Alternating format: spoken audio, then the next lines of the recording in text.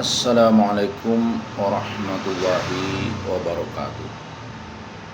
Innal hamdalillah nahmaduhu wa nasta'inuhu wa nastaghfiruh wa na'udzu billahi min shururi anfusina wa min sayyiati a'malina. May yahdihillahu fahuwal muhtadi wa may yudlil falan tajida lahu waliyyan mursyida. Asyhadu an la ilaha illallah wa asyhadu anna Muhammadan abduhu wa rasuluhu la nabiyya ba'd. Allahumma shalli wa sallim ala hadzal nabiyil karim wa ala alihi wa ashabihi ajma'in. Bapak-bapak, ibu-ibu yang saya hormati serta generasi muda yang saya sayangi. Baiklah, pada kesempatan yang berbahagia ini kita akan membacakan tafsir Al-Azhar yang disusun oleh Profesor Dr. Hamka yang judulnya adalah Kesaksian Perjanjian Lama. A'udzu billahi minasyaitonir rajim. Bismillahirrahmanirrahim.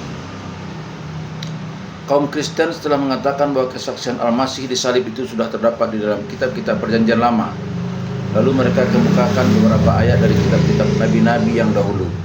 Yang amat terkenal ialah kesaksian dari Mazmur atau Zabur yang diturunkan kepada Nabi Daud. Kita pun dalam beberapa hal dapat menyetujui kalau alasan dicari dari kitab Perjanjian Lama. Sebab dalam kitab Perjanjian Baru sendiri, dalam keempat kitab karangan Matius, Markus, Lukas, dan Yahya atau Yohanes, itu tidaklah kita mendapat bahan yang sungguh-sungguh meyakinkan. Menurut mereka, di dalam beberapa munajat atau doa Nabi Daud, di dalam Mazmur terdapat beberapa isyarat atau rumus tentang matinya Yesus di atas kayu palang. Di sini kita salinkan beberapa rumus yang ditunjukkan oleh orang Kristen. 1. Mazmur Daud bagi biduan besar pada Nejinot. 2. Apabila aku berseru, sebutlah kiranya akan daku, ya Allah kebenaranku.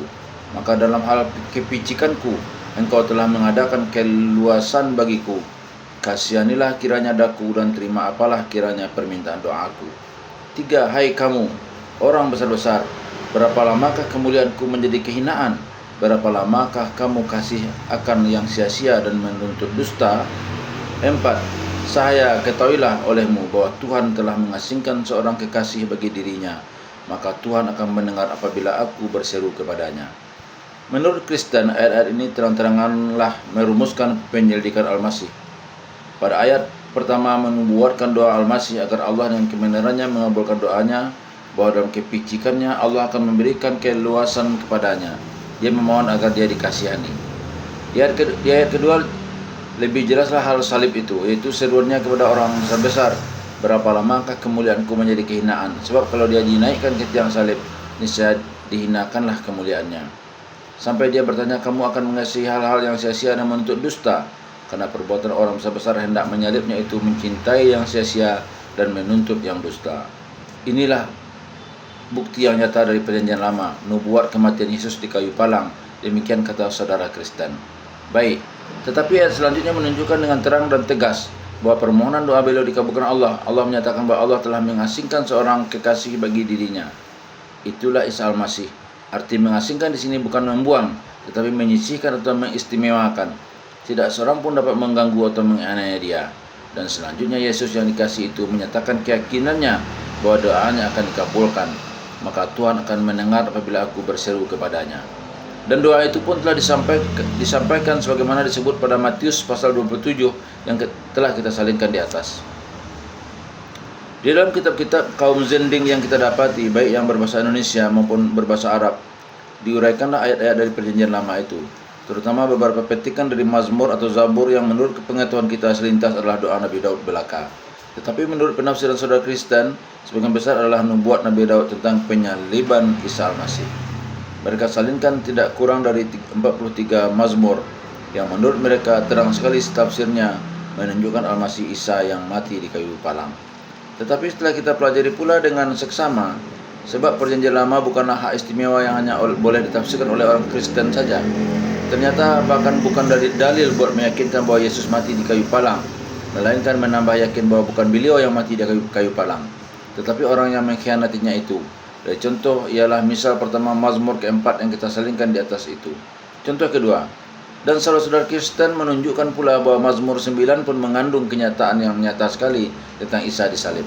Lalu mereka salingkan ayatnya yang kita kutip mulai dari ayat 12 sampai 17. 12. Nyanyikanlah mazmur bagi Tuhan yang duduk di Zion. Mazmurkanlah perbuatannya yang ajaib itu kepada segala bangsa. Diterangkan oleh saudara Kristen bahwa perbuatan Tuhan yang ajaib kepada segala bangsa itu ialah karena mereka telah menyalibkan Yesus. Tetapi setelah kita pula membaca dan memahamkan lanjutan dari ayat-ayat itu, ternyata memang dapat dipahamkan bahwa orang Yahudi telah bersiap menangkap Isa atau Yesus dan membunuhnya. Tetapi suatu keajaiban yang lain yang terjadi, yaitu Yesus selamat. Yang celaka ialah mereka yang hendak menganiayanya itu. Sebab selanjutnya tertulis demikian. 13. Karena ingatlah ia akan menuntut bela segala penumpahan darah, dan tiada ia lupa akan seru orang yang teraniaya. Kasihankan apalah akan daku ya Tuhan, lihatlah kesukaranku yang kurasai daripada segala pembenciku, angkatlah kiranya akan daku daripada pintu maut. 15. Supaya aku menceritakan segala pepujianku di dalam pintu gerbang putri Zion, dan bersukacitalah hatiku untuk selamatmu. 16. Bahwa terperosoklah orang kafir dalam pelubang yang telah diperbuatnya, dan kakinya sudah tertangkap dalam jaring yang sudah disembunyikannya. 17. Bahwa Tuhan telah menjadi ketahuan, ia telah melakukan hukum. Orang yang fasik itu telah kena jerat oleh perbuatan tangannya sendiri. Higayon, Selah. Dan di penutup pasal 9 ini, yaitu ayat 21 tersebut, ya Tuhan, datangkanlah kiranya ketakutan kepada mereka itu, supaya diketahui oleh segala kafir akan dirinya hanya manusia juga adanya. Selah. Tercengang kita karena menurut tafsir yang resmi dari orang Kristen, ayat ini adalah nubuat tentang akan mati disalibnya Yesus. Padahal dalam bahasa manapun kita baca, pastilah kesan yang lebih dahulu masuk kepada kita bahwa ini adalah doa Yesus minta agar dia diselamatkan oleh Allah dari orang-orang jahat, orang kafir, orang fasik yang menggali lubang untuk menjerumuskannya dan menahan jerat mencelakakannya, sedang mereka itulah yang dibinasakan. Orang Kristen menguatkan bahwa ayat 13 menunjukkan bahwa darah Yesuslah yang telah tertumpah. Padahal kalau kita sambungkan dengan peristiwa berkali-kali nabi-nabi telah dibunuh oleh orang Yahudi, maka darah nabi-nabi yang telah tertumpah itu akan dituntutkan belanya oleh Allah, tetapi Yesus sendiri diselamatkan. Siapa orang fasik yang telah terjerat oleh tangannya sendiri? Yesuskah orang fasik itu? Tidak mungkin. Kalau begitu kita menafsirkannya, nyatalah sangat dengan paksa membelokkan maksud ayat kepada tujuan lain, sehingga harus diakui bahwa Yesus fasik. Bagaimana orang yang telah diakui sebagai Allah dan anak Allah lalu diakui pula dia fasik? Maka orang fasik di sini bukan Yesus. Sucilah Nabi Allah itu dari kefasikan. Yang fasik ialah yang mengkhianatinya, muridnya Yudas Askariuti, yang menggali lubang untuk mencelakakan gurunya dan mengganti sendiri dengan dirinya. Dan menurut penafsiran mereka pula, Mazmur 20 adalah rumus yang jelas pula tentang matinya Yesus di kayu palang. Setelah kita baca, terbalik sama sekalilah penafsiran kita dengan caranya menafsirkan. Ayat dari Mazmur 20 itu terang-terang menjelaskan bahwa Al-Masih diselamatkan Allah dari musuh-musuhnya. Bahkan inilah ayat-ayat yang nyata-nyata sesuai dengan keterangan Al-Quran tentang selamatnya Al-Masih yang diangkatkan Allah ke langit dengan serba kemuliaan. Mazmur 20. 1. Mazmur Daud bagi biduan besar. 2. Hendaklah kiranya Tuhan menerima doamu pada hari kepicikan. Hendaklah kiranya nama Allah Yakub itu memeliharakan dikau. 3. Hendaklah kiranya dikirimkan penolongnya dari dalam tempat yang suci, dan disokongnya akan dikau dari dalam Zion. 4. Hendaklah kiranya ia pun berkenan akan segala persembahan makanan, dan hendaklah keridoannya akan segala kurban bakarannya. Selah. 5. Hendaklah kiranya dikurniakannya kepadamu kehendak hatimu, dan disampaikannya segala bicaramu. 6. Maka kami akan menyanyikan puji-pujian oleh karena selamatmu, dan mengangkatkan bendera karena nama Allah kita. Bahwa Tuhan sampaikanlah kiranya segala kehendak hatimu. 7. Maka sekarang telah kuketahui bahwa Tuhan membantu akan masihnya. Ia menyahut kelak akan di dalam surga tempat kesuciannya, dan tangan kanannya akan memberi kemenangan yang indah-indah. 8. Bahwa ada yang bermegah akan harta, ada yang bermegah akan kuda, tetapi kita juga hendak bermegah akan nama Tuhan Allah kita. 9. Bahwa mereka itu telah membungkukkan dirinya dan sudah jatuh, tetapi kita telah berbangkit dan tinggal sendiri berdiri. 10. Ya Tuhan, peliharakanlah apalah akan raja, dan sautilah kiranya apabila kamu berseru-seru. Sekian isi Mazmur 20. Menurut keterangan penafsir-penafsir Kristen dalam kitab-kitab pembelaan kepercayaan mereka, Ayat-ayat Mazmur 20 ini terang sekali sebagai nubuat dari salibnya Yesus. Tetapi karena Mazmur sebagai kitab-kitab suci yang lain juga telah disalin ke dalam segala bahasa, semua orang yang membacanya dapatlah memahamkan bahwasanya ayat-ayat ini memang nubuat yang terang sekali. Tidak ada satupun nubuat itu yang sampai sekarang ini. Tetapi terangnya bukan untuk menunjukkan bahwa Al-Masih mati disalib, melainkan menerangkan bahwa Al-Masih dipelihara Allah dari bahaya penyaliban itu. Di ayat 22 tersebut bahwa dia berdoa di hari kepicikan, hari yang sangat sulit dan picik dalam kehidupan Yesus, yaitu hari dia akan ditangkap itu. Yesus telah berdoa agar kalau boleh dihindarkan kiranya cawan itu darinya, doanya telah dikabulkan. Malaikat telah datang dari tempat yang suci menyelamatkan beliau, dan telah disokongnya dia dari dalam Zion. Ayat 4, 5, dan 6 menunjukkan bahwa doa dan puja Yesus kepada Allah disambut Allah dengan serba kasih sayangnya. Dan ayat 7 Allah sangat jelas bahwa Allah membantu akan Al-Masihnya. Siapa Al-Masih lain kalau bukan Yesus? Orang Nasrani menyebut Yesus Kristus yang berarti Isa Al-Masih. Orang Islam pun sebagai tersebut dalam Al-Quran menyebutnya Al-Masih Isa bin Maryam. Nubuat yang disampaikan Allah kepada Daud ini telah memberikan kepastian Allah bahwa kelak bila hari kepicikan itu datang, Allah akan menyahut seruannya dan doanya, dan tangan kanan Allah akan memberinya kemenangan yang indah-indah. Pada ayat 8 dinubuatkanlah bahwa musuh-musuh itu akan datang dengan serba kebesarannya. Ada yang naik rata atau kendaraan, dan ada yang naik melebihi segala kemegahan kendaraan dan kuda. Tetapi setelah mereka berhadapan dengan Al-Masih dengan jelas, dinubuatkan di ayat 9, merekalah yang membungkuk dan jatuh. Inilah yang dijelaskan oleh Injil Yohanes pasal 18 ayat 16. Apabila dikatakan oleh Yesus, akulah dia, maka undurlah mereka itu serta rebah ke tanah. Dan sambungan dari ayat 9 Mazmur itu terang sekali menyatakan apa yang akan terjadi sesudah musuh-musuh itu rebah ke tanah, tetapi kita telah berbangkit dan tinggal berdiri. Lalu ayat 10 penutup nubuat doa Daud sendiri, ya Tuhan, peliharakanlah apalah akan raja, peliharakan apalah akan raja, dan sautilah kiranya apabila kami berseru-seru. Orang Kristen pun mengakui bahwa Yesus itu pun adalah raja, yaitu raja dari kerajaan rohani, sebagaimana Muhammad dan Rasul-Rasul yang lain pun raja-raja pula. Memang dalam Mazmur itu terdapat juga doa dan munajat dari orang yang tengah menjalani hukuman salib itu. Saudara Kristen niscaya mengambil penafsiran bahwa yang berdoa itu ialah Yesus sendiri, sebab dia yang disalib. Tetapi kalau penafsiran begitu kita ambil, amat payahlah menafsirkan ayat-ayat sebagaimana yang tersebut tadi dan beberapa ayat lain yang kita salinkan membantu Al-Masihnya. Adapun bagi kita memang ada beberapa doa dari orang yang disalib itu. Tetapi yang disalib bukan Yesus, melainkan Yudas. Dia pun berdoa ketika disalib, yang isinya sangat-sangat menyesali dirinya karena kekhianatannya menjual guru dan Al-Masihnya dengan 30 keping perak.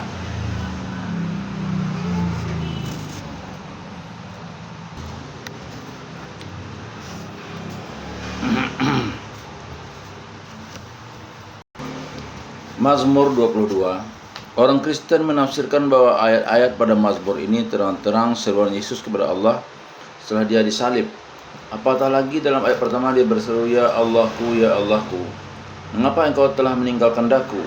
Dan ini memang diucapkannya setelah dia disalib. Bagi kita pun diakui bahwa Mazmur 22 menubuatkan perkataan orang yang akan disalib itu. Tetapi yang disalib bukan Yesus, melainkan Yudas.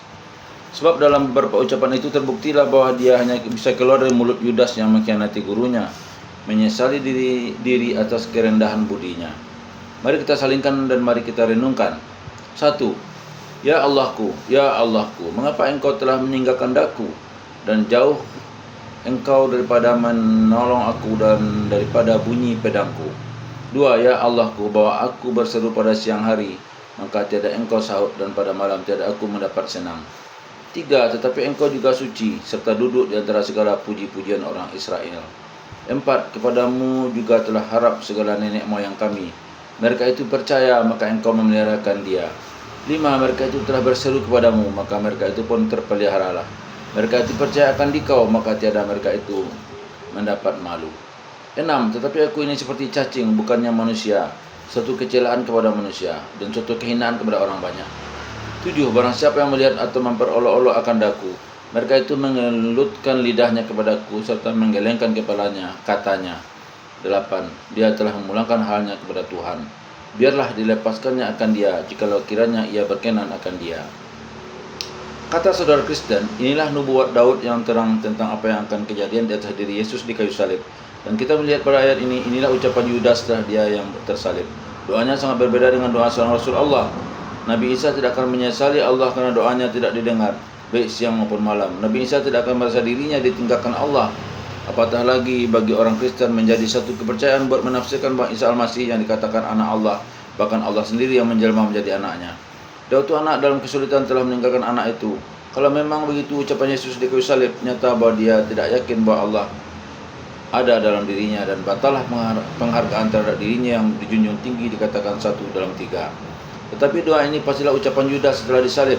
Sebelum mati, dia insaf bahwa Allah telah meninggalkannya dan telah memurkainya. Sebab itu di ayat 7 terang-terang dia berkata, tetapi aku ini seperti cacing, bukannya manusia. Itulah penjelasan diri yang tepat sekali dari seorang yang mengkhianati guru, yang telah mengangkat dia menjadi murid pilihan dari 12 orang. Dia telah menyesali diri sebagai manusia. Dia telah diangkat sebagai murid yang tercinta dan dipercayai, tetapi dia bukan manusia, melainkan cacing hina. Di dalam naskah bahasa Arab ditulis dudatun, yang berarti ulat yang hina, menjalar di tanah, dan diartikan dalam salinan bahasa Indonesia dengan cacing. Namun keduanya sama makhluk yang tidak ada harga. Lalu ditambahnya lagi mengakui kehinaan diri bahwa dia adalah satu kecelakaan kepada manusia. Inilah satu pengakuan dosa yang sangat tepat. Seluruh manusia baik Kristen maupun Islam sampai hari kiamat akan memandang bahwa Yudas adalah suatu kecelakaan yang besar bagi peri kemanusiaan, karena mengharapkan uang 30 keping perak sampai dia menjual gurunya kepada musuh. Sampai sekarang terloncat saja dari mulut orang memaki seorang pengkhianat, engkau Idas, dan dia pun mengakui pula bahwa dia adalah kehinaan kepada orang banyak, khususnya rombongan yang dipimpinnya, dan dia menjadi penunjuk jalannya hendak menangkap Isa Al-Masih. Semua orang itu adalah hina belaka, dan Yudas adalah puncak dari kehinaan itu. Memang cacinglah dia. Kalau sekiranya akan masih boleh dipakai untuk menafsirkan ayat-ayat ini, tidaklah diterima oleh akal bahwa ucapan ini ucapan Al-Masih. Sebagai orang Kristen, saudara kita itu telah mengakui Al-Masih sebagai Allah, sebagai anak Allah, dan juga disebut anak manusia. Tidaklah masuk di akal kalau ucapan seorang bersalah yang mengakui dirinya hina seperti cacing, kecelaan dalam kalangan manusia, kehinaan dalam kalangan orang banyak. Tidak masuk di akal perkataan ini keluar dari mulut Yesus. Padahal orang Kristen mempertahankan pula bahwa Yesus Kristus sekali-kali tidak berdosa. Dan orang Islam pun akan sekaligus membantah kalau ini dikatakan ucapan Yesus. Isa Al-Masih bin Maryam yaitu seorang dari 5 rasul utama ulul azmi minar rusuli, yaitu Nuh, Ibrahim, Musa, Isa, dan Muhammad. Sebab itu yakinlah kita akan kata Al-Quran, bukan Isa yang terbunuh dan tersalib, tetapi yang lain yang disamarkan, itulah Yudas. Menurut keterangan George Sell, seorang Inggris yang telah mencoba menerjemah Al-Quran ke dalam bahasa Inggris, dalam komentarnya di surah Ali Imran mengatakan, memang Yehuda atau Yudas itu hampir serupa raut mukanya dengan Yesus, yaitu menurut keterangan dari golongan sekte Kristen yang bernama kaum Sirentis dan Karbokratis, yaitu sekte-sekte Nasrani dahulu kala yang menolak kepercayaan bahwa Yesus mati disalib. Mereka tegas memegang kepercayaan bahwa yang disalib itu ialah Yudas.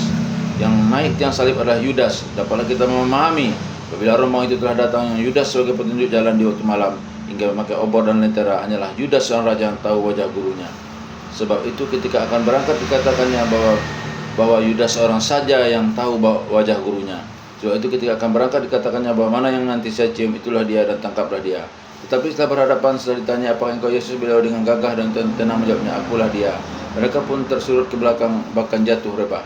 Kita orang Islam dapat memahami ini. Mereka telah kena strom nubuat, sebagaimana juga dengan Surakah gemetar dan rebah jatuh ketika Nabi Muhammad menyebut nama Allah, menjawab pertanyaannya, siapa yang memelihara engkau? Maka di saat yang sangat pici itulah pertolongan Allah datang. Isa Al-Masih ditarik Allah dengan kudrat iradatnya dari tempat itu. Padahal sebelum dia ditarik Allah, murid-muridnya telah lari menjauhkan diri semuanya dari tempat itu. Dari segala berita dan dari bahan ini dapatlah diambil kesimpulan bahwa Al-Quran dalam ayat yang tengah kita tafsirkan ini telah menyatakan sesuatu kebenaran, yaitu sesungguhnya orang-orang yang telah berselisihan paham tentang hal itu tidak lain hanyalah menuruti persangkaan saja.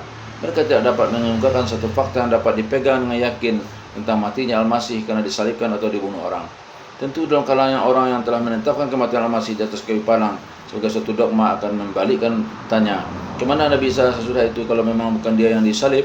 Nabi Musa sebagaimana kita telah uraikan, ketika beliau akan meninggal dunia tidaklah jugalah beliau menerima mautnya di hadapan pengikut beliau yang banyak. Beliau tinggalkan mereka dan beliau naik ke puncak sebuah gunung di Moab. Di sana beliau meninggal, lalu beliau dikuburkan secara rahasia sehingga tidak lagi diketahui orang di mana kuburannya itu. Lihat Ulangan 34 ayat 6. Tapi Isa setelah diangkatkan Allah dari tempat berbahaya itu telah pergi ke tempat lain. Hasil penyelidikan pada naskah-naskah kuno yang dapat di dalam gua-gua Qumran, Laut Mati, telah menunjukkan sedikit jejak, yaitu beberapa waktu lamanya beliau bersembunyi bersama pengikutnya benar-benar setia memegang ajaran tauhidnya di sekitar laut mati di lembah Qomran itu. Kemudian itu ada pula buah penyelidikannya dikemukakan oleh Mirza Ghulam Ahmad bahwa didapati sebuah kuburan di Srinagar, Kashmir, yang menurut keterangan untuk orang tua di sana itulah kuburan dari guru Yasaf yang di zaman purba telah datang ke sana berpindah dari tanah Palestina. Itulah kuburan dari Isa Al-Masih yang sempat melarikan diri ke daerah lembah Kashmir itu agar terlepas dari kejaran kaumnya sendiri yang kalau ketahuan bahwa dia masih hidup, mereka akan tetap mengejar dan membunuhnya. Dan sejarah pun mencatat bahwasanya di abad-abad Masih pertama memang banyak orang-orang keturunan Israel datang berpindah dan menetap di tanah Hindustan, entah di Srinagar ataupun di daerah lain. Namun beliau telah wafat sebagaimana manusia biasa setelah beliau diselamatkan Allah dari mara bahaya sebagaimana layaknya nabi-nabi kekasih Allah. Dengan kita mengungkapkan keterangan Mirza Ghulam Ahmad bukan berarti kita menyetujui paham Ahmadiyah yang mengatakan bahwa Ghulam Ahmad itu seorang nabi. Billahi taufiq wal hidayah. Wassalamualaikum warahmatullahi wabarakatuh.